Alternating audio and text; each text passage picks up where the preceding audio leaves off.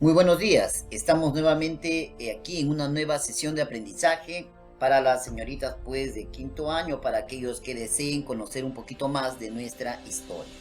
Hoy hablaremos posterior al segundo gobierno de don Manuel Prado y Ugarteche. Estaremos hablando acerca de la Junta Militar de 1962 a 1963, la primera Junta Militar institucional de nuestra historia. Sí, soy el profesor Marco Antonio Santa Cruz Tapia y pues los invito a suscribirte a este canal para que cuando subamos una nueva sesión de aprendizaje llegue a la información hacia tu persona y estés enterado de los videos educativos que estamos subiendo. Muy bien, recuerda que la competencia es construye interpretaciones históricas y las capacidades son pues interpreta críticamente fuentes diversas, comprende el tiempo histórico y elabora explicaciones sobre los procesos históricos. Nuestra situación significativa de toda la unidad que hemos venido desarrollando es por qué no nos desarrollamos de manera integral como país. Y eso hoy, más que estamos en pandemia, lo podemos ver, no estamos desarrollados integralmente. El reto o meta que se quiere lograr con esta clase es que los que logren visualizar esta clase lo comprendan, sobre todo, más que aprendan, lo comprendan, es que expliquen las ideas, los comportamientos y las motivaciones de los protagonistas de este periodo de nuestra historia, ¿sí? ¿Qué los motivó a hacer este tipo de acontecimientos, estos hechos? Este es el reto, comprender qué motivó a estos personajes para realizar los acontecimientos que a continuación vamos a detallar. Veamos entonces cómo se dio el golpe de Estado a segundo gobierno de don Manuel Prado y Ugarteche. Si nosotros recordamos, en las elecciones pasadas, ¿sí?, habíamos visto que los candidatos que más posibilidades de ganar las elecciones tenían eran don Fernando Belaúnde Terry de Acción Popular y don Víctor Raúl Haya de la Torre, candidato del APRA. En realidad de la Alianza Democrática, que era pues una fusión, una unión del Partido Aprista Peruano y el Movimiento Democrático Peruano, que es una variante de lo que anteriormente fue el Movimiento Democrático Pradista, que es el mismo. Ambos no habían logrado mayoría como lo vimos. Entonces, ¿qué pasó ante ello? Ante esta situación, el diario El Comercio motiva pues a las Fuerzas Armadas para evitar la llegada al partido aprista. ¿Cómo así? El diario El Comercio y las Fuerzas Armadas remiten al Jurado Nacional de Elecciones un listado de 10 departamentos donde según ellos había habido fraude, había habido pues una duplicidad en lo que son las libretas electorales y todo eso se le echaba la culpa ¿a quién? Al partido aprista. Para ellos el partido aprista había hecho fraude. A ello habría que sumarle ante esta denuncia el segundo que estaba en la discordia, que era pues Acción Popular. A ellos se suman a esta denuncia. Entonces Acción Popular, cuando Fernando Belaúnde Terry agarra y dice, sí pues, lo que dice el ejército es cierto, el APRA ha hecho fraude. Así que si esos 10 departamentos son anulados las elecciones, necesariamente Acción Popular ganaba estas elecciones. Entonces, don Fernando Belaúnde decidió unirse a este reclamo. Ante esta situación, miren, los miembros de las Fuerzas Armadas hacen saber al presidente Prado que se debería vetar y que ellos vetaban la candidatura de Víctor Raúl Haya de la Torre y que veían con buenos ojos la candidatura de Acción Popular. Por lo tanto, el gobierno tenía esta situación. Desconoce al partido aprista y normal le pasamos digamos que asuma la presidencia a don Fernando Belaúnde o atente a las consecuencias. Entonces, ante esta situación, ¿qué hace? El día 3 de julio, el presidente Prado va a convocar a Víctor Raúl Haya de la Torre y le informa pues de lo que está pasando, le informa de la situación y le dice que las Fuerzas Armadas han vetado su candidatura y están apoyando a don Fernando Belaúnde Terry. Así que le aconseja renunciar a la presidencia y buscar pues no un acuerdo con el candidato que estaba segundo, que era Fernando Belaúnde Terry. No, a ver, don Haya, vea usted cómo hace, coordine con Belaúnde, porque si no se nos viene el golpe de Estado. Ante esta situación, ¿qué es lo que hace Víctor Raúl Haya de la Torre? Víctor Raúl Haya de la Torre, el 5 de julio, hace pública su intención de renunciar. Ojo, hace pública su intención, no renuncia, hace pública su intención de renunciar a la candidatura a la presidencia pero para ello intenta llegar a un acuerdo con Belaúnde. Se plantea entonces la alternativa de crear un tribunal que esté liderado pues por la religión, por la Iglesia Católica, el cardenal Landázuri. Desde aquí la Iglesia va a tener mucha participación en los problemas políticos de nuestra patria, ¿ya?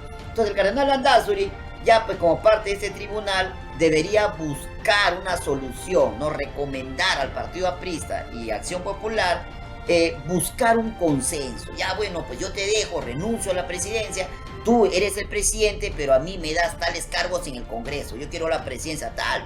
Empiezan pues los contubernios, ¿no? Entonces, ante esta situación, y al verse que la Fuerza Armada lo respalda, entonces Acción Popular no acepta. Belaúnde rechaza la oferta de Víctor Raúl Haya de la Torre, se siente seguro de ganar y más bien se va a Arequipa. Ahí lanza un tremendo discurso, ¿no? Llama a la gente a trincherarse a las calles y pide al cardenal Landázuri, en este caso Landázuri, que se pronuncie pues a favor del veto, ¿no? Lo malo fue que no recibió el respaldo de la población. Ante esta situación se da algo inimaginable, ¿no? Ya se había dado el famoso pacto de Monterrico, ¿no? Donde Prado Ugarteche, Odría y Haya se reunieron, pero esto ya fue el colmo, ¿no? Entonces, ante esta situación, en julio, miren ustedes, Víctor Raúl Haya de la Torre se reúne con Odría, se abrazan, se reúnen, ¿no? Y llegan a un acuerdo. Odría iba a apoyar al partido aprista para que tengan los votos necesarios y de esa manera el Congreso que iba a elegir al nuevo presidente, pues iba a elegirlo ya no a Belaúnde, sino a Víctor Raúl Haya de la Torre con apoyo de su peor enemigo, del archienemigo, ¿no? Que era pues don Manuel, a uno dicen Arturo, otros Apolinario, Odría, muela Odría. Entonces ante esta situación, ante ya la inminente llegada de Víctor Raúl, porque iba a contar con los votos de Odría, entonces Fernando Belaúnde se queda solo, pues, porque el APRA ya no le, digamos, no va nuevamente a pactar con él, y por otro lado la Fuerza Armada ya vio esto pues como un peligro, entonces tampoco apoya a Belaúnde. Entonces Belaúnde se queda solo. Ante esta situación es que de manera institucional las Fuerzas Armadas insisten ante el Jurado Nacional de Elecciones. El Jurado Nacional de Elecciones no acepta la propuesta de las Fuerzas Armadas de anular las elecciones. Entonces el 18 de julio el presidente don Manuel Prado Ugarteche en su segundo periodo va a ser derrocado y se instala así por primera vez en el Perú un golpe de Estado institucional, el primer gobierno institucional de las Fuerzas Armadas. Recuerden por qué se llama institucional. ¿Por qué? Porque lo dan todas las fuerzas conjuntas, el comando conjunto de las Fuerzas Armadas, es decir, el Ejército, la Marina y la Fuerza Aérea en conjunto. Muy bien, llegamos así entonces a este gobierno. Esta primera etapa de la Junta Militar lo preside el general don Ricardo Pérez Godoy. Asume el mando el 18 de julio de 1962, el 3 de marzo, hasta el 3 de marzo de 1963. Es decir, va a gobernar 8 meses. En realidad este gobierno fue una tetrarquía. ¿Por qué? Porque gobernaron 4 miembros. Pero el más importante era pues Ricardo Pérez Godoy, el que representaba al gobierno. Esta tetrarquía que estaba de 4 miembros era pues, lo integraba el general Nicolás Lindgren, que era el ministro de guerra y parte del ejército, representante del ejército, igual que Godoy.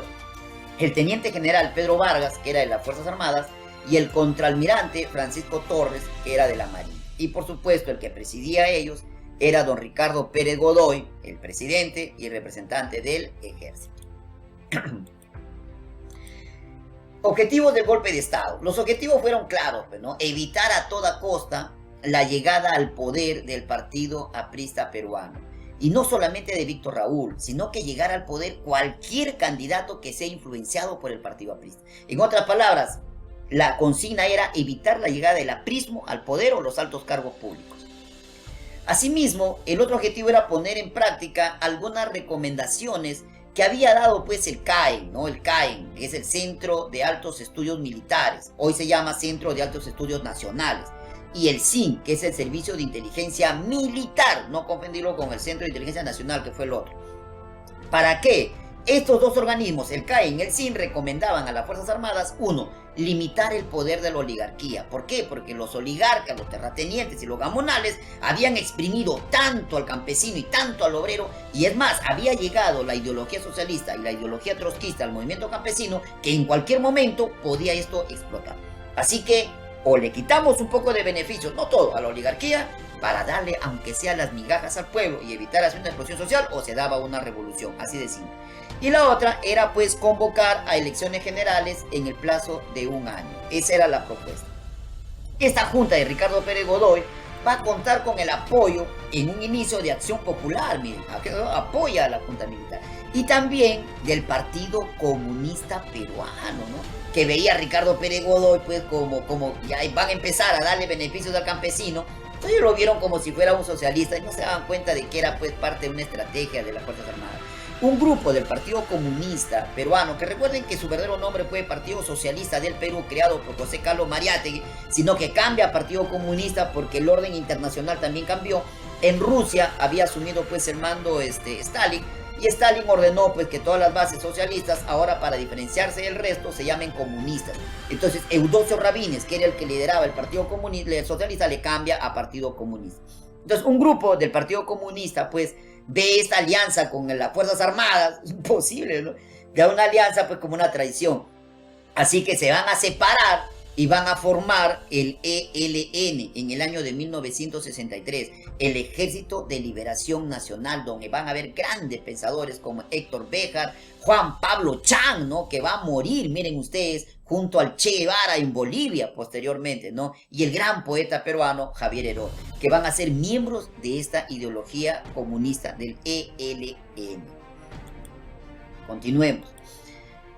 Hechos de esta primera junta. Entre los principales hechos de esta primera junta va a ser que va a crear pues la Comisión Nacional de Cultura el 24 de agosto de 1962 para difundir la cultura peruana. No se logró. Eso recién se está logrando hoy en día, cuando se ha logrado, por ejemplo, la marca Perú, ¿no? Afianzar el producto peruano.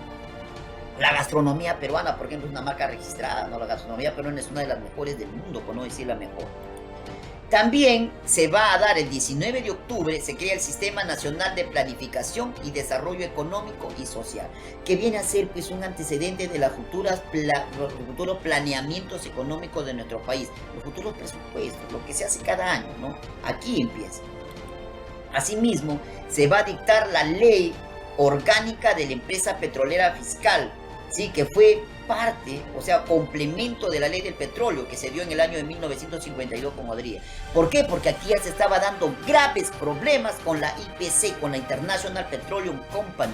Aquí ya nos estábamos dando cuenta que los pozos que le había dado Leguía, acuérdense, a esta transnacional, a la International Petroleum Company, que era pues subsidiaria del Standard Oil de Estados Unidos, de los Rockefeller, se habían apoderado un montón de nuestros pozos y prácticamente los norteamericanos estaban tomando esto como si fuera de su propiedad. Y aquí había problemas, pues, ¿no? Que luego va a reventar en el otro gobierno, que es el gobierno de Fernando Belaúnde Terra. Asimismo, conforme daba beneficios al pueblo, Ricardo Pérez Godoy también daba con palo a las organizaciones, ¿no? Por eso es que se va a reprimir al movimiento campesino y a los sindicatos. Miren, el 5 de enero de 1963 se va a capturar a los principales líderes sindicales. Por lo menos 1.500 dirigentes van a ser enviados a la prisión de la isla de Frontón, una prisión temida, por supuesto, y a la famosa prisión del Cepa, a donde enviaban, que está en la selva, ¿no? Donde enviaban pues a los opositores al régimen, ¿no? Entonces a uno le daba pues, digamos, trataba por un lado bien y por otro lado pues nos daba con palo, ¿no? Claro, producto entonces, digamos, el producto de estos acontecimientos es que se va a iniciar durante esta primera etapa del gobierno institucional de las Fuerzas Armadas, se inician las movilizaciones campesinas que reclaman pues entonces la reforma agraria, ¿no?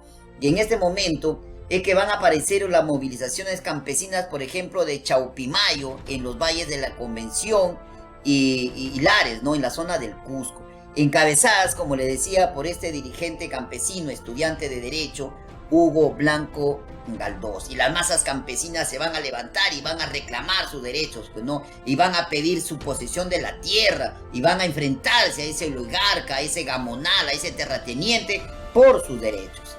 Ante esta situación, es que el gobierno de las Fuerzas Armadas va pues a establecer o va a promulgar la ley de bases de reforma agraria en el año de 1962. Esto trae como consecuencia de que las masas campesinas, al obtener lo que buscaban, entre comillas, ceden un poco en su lucha social, y esto es aprovechado por el gobierno para que los militares, para capturar a su líder, capturar al líder Hugo Blanco. Al ser capturado Hugo Blanco, hay una respuesta por parte de la guerrilla que estaban haciendo. Esta guerrilla era el ELN, el Ejército de Liberación Nacional. Un grupo de ellos, integrados por seis de ellos, van a ingresar por la selva, por lo que es la zona ahorita de Puerto Maldonado, para buscar información y apoyar al movimiento campesino. Pero ya, ojo, la Fuerza Armada se había adelantado, ya la Fuerza Armada había dado la ley de bases, como que estaba contentando a los campesinos. Entonces, esta guerrilla del ELN ingresa y se enfrenta pues con las Fuerzas Armadas en lo que es Puerto Maldonado. Producto de este enfrentamiento van a ser, digamos, asesinados los integrantes del ELN, entre ellos el gran poeta peruano Javier Herod, que fue asesinado por la policía, ¿no? Entonces, ante esta, digamos, inicio de estos movimientos, es que se inicia el proceso de reforma agraria en los valles de la Convención, solamente en el Cusco, ojo. Por eso es que esto no va a parar el movimiento campesino, sino que esto recién es el inicio. Va a tener su cúmulo, pues, ya más adelante, cuando hablemos del gobierno revolucionario de las Fuerzas Armadas. ¿Qué más? Luego viene la segunda etapa. La segunda parte se da el gobierno de la Junta Militar liderada por don Nicolás Lindley, quien va a gobernar en el año de 1963. Gobierna del 3 de marzo de 1963 en reemplazo de Ricardo Pérez Godoy. Gobernó hasta el 28 de julio, es decir, va a gobernar 5 meses. ¿Por qué le dieron golpe de Estado? ¿Por qué lo sacaron, mejor dicho, a Ricardo Pérez Godoy? Ricardo Pérez Godoy es sacado, uno, porque fue acusado de personalista. Es decir, las leyes que estaba dando, la reforma, el apoyo al campesino, no le estaba consultando con los otros tres que eran miembros de la Junta. Recuerden que era una tetrarquía. Entonces lo acusaron de personalista, de desviarse. Se creyó que Ricardo Pérez Godoy se estaba inclinando ya al lado socialista, con esas pequeñas cosas que hacían. Y además, también se le acusó de querer perpetuarse en el mando, ¿no? Entonces él le reemplaza por el general don Nicolás Lindley. Don Nicolás Lindley, entre las cosas que podemos mencionar de él, por ejemplo, hecho importante, es que nombró la primera alcaldesa de Lima, la primera mujer en llegar al sillón municipal de Lima. Fue doña Anita Fernandini de Naranjo, una señora pues de la alta sociedad peruana, una señora, digamos, chapada a la antigua, como quien se dice. Era una mujer de valores pues intachables, ¿no? Se dice inclusive que cerró los cabarets, prohibió, por ejemplo, los strippers, que se hagan los strippers en Lima. Hay una anécdota que hablan de que las mujeres que hacían stripper, que trabajaban en los salones, que se hicieron una manifestación y fueron donde la casa de doña Anita Fernandini, y ahí se caratearon, ¿no? Se quedaron desnuditas. Por eso es que la vemos en esta imagen a una vedette, digamos, en contraposición a doña Anita Fernandini, una señora de carácter muy fuerte, muy católica, muy arraigada. Era pues de las señoras que todos los domingos van a misa y que los valores son pues, olvídense, una gran alcaldesa, ¿eh?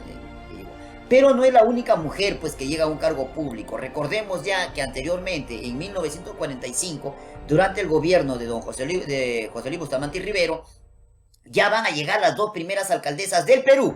A doña Anita Fernandini es la primera alcaldesa de Lima, que luego le va a ceder el mando pues en la alcaldía de Lima a otro grande, ¿no? Que es Bedoya Reyes, ¿no? Entonces, acá tenemos a doña Dora Madueño, por ejemplo, fue la primera alcaldesa en el Perú, ojo, en la zona de Huancané, y Angélica Zambrano, en la zona del Urubamba, en el sur del Perú, como primera y segunda alcaldesa del Perú.